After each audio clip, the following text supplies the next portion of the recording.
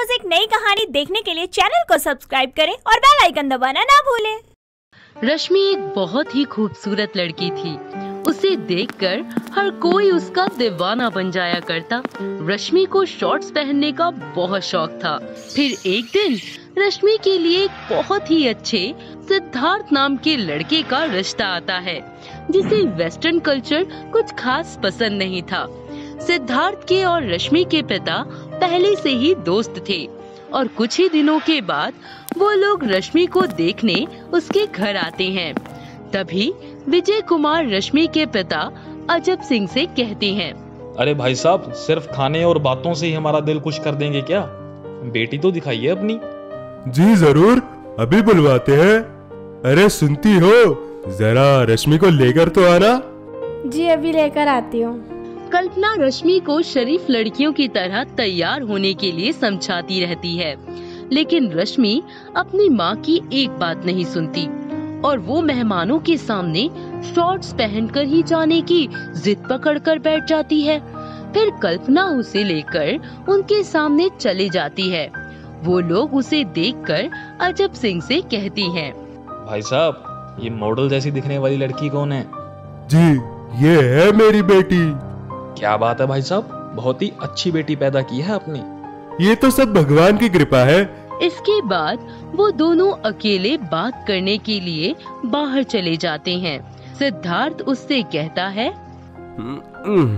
आपको western culture कुछ ज्यादा ही पसंद है शायद। जी हाँ, माँ ने तो मुझे बोला था कि आज मैं इंडियन कपड़े पहनूं, लेकिन मैं आप लोगों से कुछ छुपाना नहीं चाहती थी, इसीलिए मैंने ये शॉर्ट्स पहने हैं। तो शादी के बाद तो आप इंडियन ही पहनेंगी ना? नो वे, साड़ी और मैं कभी भी नहीं। मैं ये साड़ी पहनकर अपनी सारी जिंदगी तो नहीं बिता सकती ना। ओह तो सॉरी मैम, मैं ऐसी लड़की चाहता हूँ जो संस्कारी हो, जिसे तमीज और तहजीब दोनों का मतलब पता हो। इस सब के बाद सिद्धार्थ अपने पेरेंट्स के साथ वहाँ से चला जाता है और रश्मि के शॉर्ट्स पहनने की वजह से वो शादी से मना कर देता है, लेकिन अपने पापा की दोस्ती की वजह से उसे हाँ कहना ही पड़ता है। जिसके बाद कुछ ही दिनों में उन दोनों की धूमधाम से शादी हो जाती है।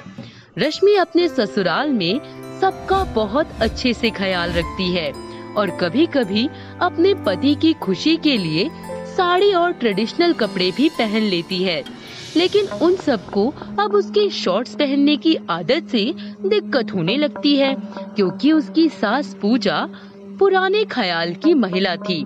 इसीलिए वो रश्मि से भी यही उम्मीद रखती थी कि वो भी पुराने रीति रिवाजों को और पहनावे को माने। ऐसे ही एक दिन सपना अपनी सहेली के घर पूजा में जाती है। अपने साथ रश्मि को भी वो वहाँ ले जाती है। रश्मि वहाँ भी शॉर्ट्स पहनकर चली जाती है। सपना की सहेलियाँ रश्मि को देखकर चौंक जाती हैं। फिर वो सपना से कहती हैं, अरे सपना, ये तू किसे लेकर आई है? अरे बड़ी ही बेशरम लड़की है ये तो। अरे पूजा में भी इतने छोटे छोटे कपड़े पहनकर आई है। अरे नहीं नहीं सोनाली, ये कोई ऐसी वैसी लड़की नहीं है, ये मेरी बहू है रश्मि। अरे तेरी बहू है तो क्या हुआ? कोई लाज शर्म है या नहीं इसे? अरे संस्कार नाम की तो कोई चीज ही नहीं है इसके अंदर। अरे यार, तू तो चुप ही नहीं हो रही अब। माँ जी आप 2 मिनट रुकिए, मैं अभी समझाती हूँ इन्हें। अच्छा, तो अब तुम मुझे समझाएगी? जी नहीं, आपको मेरी बात सुननी पड़ेगी और समझनी ही पड़ेगी।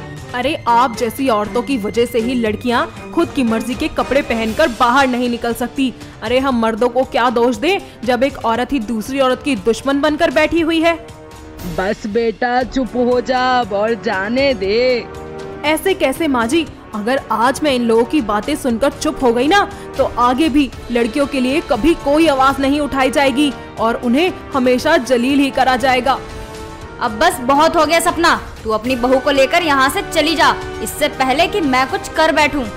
अरे आप क्या हमें निकालेगी? हम यहाँ पर खुद नहीं रुकना चाहते, जहाँ पर लड़कियों की कोई इज्जत ही ना हो।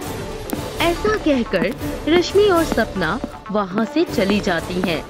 घर पहुंचकर रश्मि उदास अपने कमरे में बैठ जाती है और जब सिद्धार्थ उसे ऐसे देखता है तो अपनी माँ से जाकर बात करता है।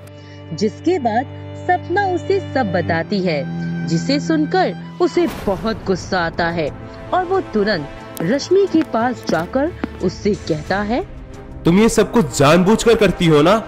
क्या किया है मैंने? माँ ने बताया मुझे सब। ये सब तुम मुझे परेशान करने के लिए करती हो ना? व्हाट? ये आप बोल रहे हैं? You know, रश्मि, तुम मेरे लिए बिल्कुल गलत लड़की हो। मैंने कभी नहीं सोचा था कि मेरी लाइफ में तुमको पता है प्रॉब्लम क्या है, कि तुम्हें पता ही नहीं कि तहजीब और शर्म और हया क्या होती है, और तुम जानना भी नहीं चाहती। ये है असली वजह।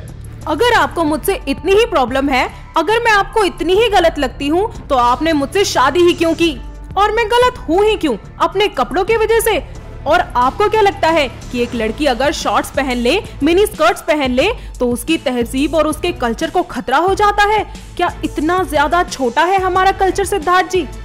और वैसे भी मैंने शॉर्ट्स पहने हैं, इस बात पर मैं बिल्कुल भी शर्मिंदा नहीं हूँ। और अगर इस वजह से आपको ऑकवर्ड फील होता है तो उसके लिए आई एम रियली सॉरी। और शादी के बाद से आज तक जब भी आपने मुझे इंडियन कपड़ों में देखना चाहा, मैंने आपके लिए साड़ी पहनी, सूट पहने। क्या आपने मेरे लिए कभी कुछ किया है? और आप तो बिना सोचे समझे कुछ भी बोले जा रहे हैं। एक बात आप भी समझ लीजिए, ये मेरे कपड़े हैं, मेरा कैरेक्टर नहीं। इतना सब सुनने के बाद सिद्धार्थ को अपनी गलती का एहसास होता है और वो रश्मि के लिए खुद एक शॉर्ट ड्रेस लेकर आता है और उसे गिफ्ट करके एक होटल में बुलाता है, जहां उसने रश्मि के लिए एक कैंडल नाइट डिनर का अरेंजमेंट किया होता है। ये सब देखकर रश्मि को बहुत अच्छा लगता है।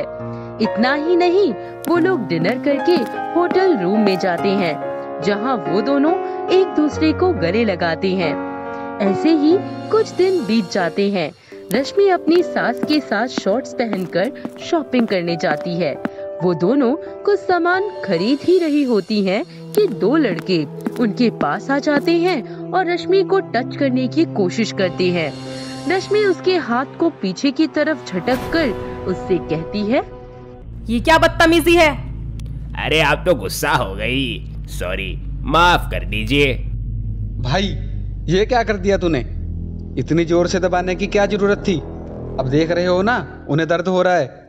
अरे तुम्हें इतनी भी तमीज नहीं है कि कोई लड़की अगर बाहर कुछ खरीदने आई है तो उसे शांति से सामान ले दो, लेकिन नहीं, तुम्हें तो उस लड़की को छेड़ना है, उसे परेशान करना है। अरे शर्म आनी चाहिए तुम लोगों को। ज्यादा जुबान चलाने की जरूरत नहीं है। एक तो इतने छोटे कपड़े पहनकर हमारे दिलों में आग लगाती हो, फिर ऊपर से इतना इतरा कर दिखा रही हो।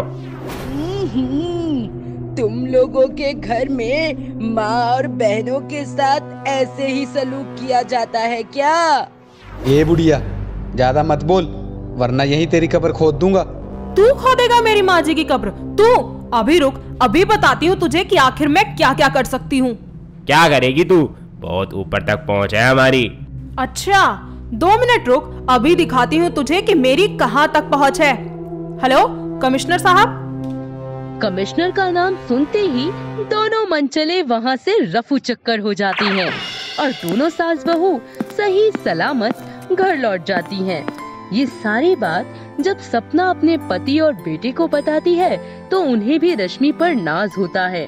इतना ही नहीं, अब उसके ससुराल में कोई भी उसे शॉर्ट्स पहनने से रोकता नहीं है, लेकिन धीरे धीरे वो खुद ही शॉर्ट्स पहनना कम कर देती है और फिर सब मिलकर खुशी खुशी रहने लगते हैं।